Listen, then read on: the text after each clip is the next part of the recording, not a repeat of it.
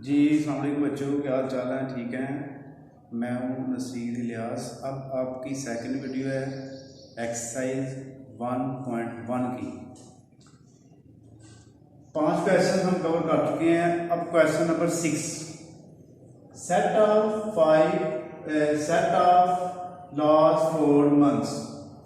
तो जैसा कि आप सबको पहले ही इल्म होगा कि जो टोटल मंथ्स हैं वो है हमारे पास 12। उसमें से आपने क्या करना है कि आपने सिर्फ लास्ट वाले जो 4 हैं उनको इसमें राइट डाउन कर देना है। तो सबसे पहले हमारे पास आएगा सितंबर, अक्टूबर, नवंबर और दिसंबर।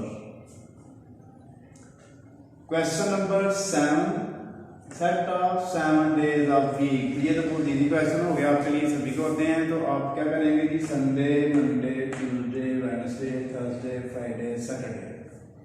Question number 8, set of colours of Pakistani flag. ये दूसरे भी काम क्वेश्चन हो गया। इसमें आपने पाकिस्तान के झंडा जो है, फ्लैग है, उसके कलर लिखने हैं।